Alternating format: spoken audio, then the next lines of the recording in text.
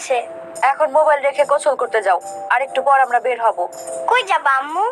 কেন, তুমি কি ভুইলা গেছো আমরা আজ তোমার দাদার বাড়িতে যাব?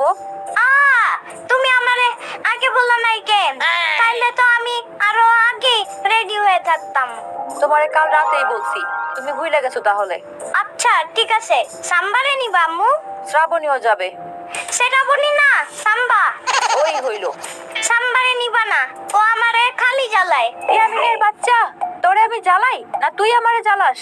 তুমি জ্বালাও, তোমার জ্বালানির কারণে তোমার বয়ফ্রেন্ড তোমারে ছাইড়া চলে গেছে। শ্রাবণী, ও এগুলা কি বলতেছে? এগুলো কি সত্যি? আপু, তুমি ওর এসব কথা বিশ্বাস করো? আমার কোনো বয়ফ্রেন্ড নাই। তাইলে তুমি রাত জায়গা কার লগে কথা বলো? একটু ঘুমাও না?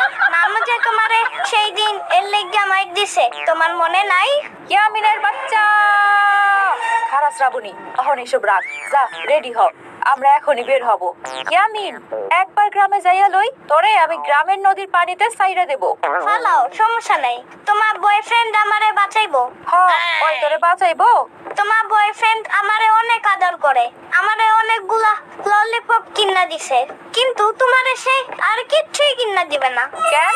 সে বলছে তুমি ঝগড়া করো বেশি, তাই তোমারে ছাইলা সে আরেকটা মাইয়ারে বিয়ে করবে। ওর ব্যাপারটা আমি পরে দেখতেছি, তার আগে তোমারে দেখতেছি। আম্মু, দাদা বাড়ি আর কত দূর? অনেক দূর। কত দূর? বললাম না অনেক দূর। অনেক দূর। কত দূর আম্মু? আর কয়েক ঘন্টা লাগবে। আরো কয়েক ঘন্টা? গাড়ি থামাও। গাড়ি থামাবে কেন ইয়ামিন? আমার হিসু পাইছে সাম্বা। বুঝছি, ড্রাইভার ভাই একটু গাড়ি থামান। যাও ওইখানে গিয়া হিসু করো। তুমি একটু দূরে যাও। কেন? তুমি দেখা ফেলবা। গোসলের সময় যে ল্যাংটা করে গোসল করাই তখন লজ্জা লাগে না? কিন্তু এখন তুমি দূরে দাঁড়াও। আচ্ছা ঠিক আছে, তাড়াতাড়ি করো। পানির নিচে দক্ষিণ ঢাকার জঙ্গলের মতন, সেই ঢাকার জঙ্গলের মতো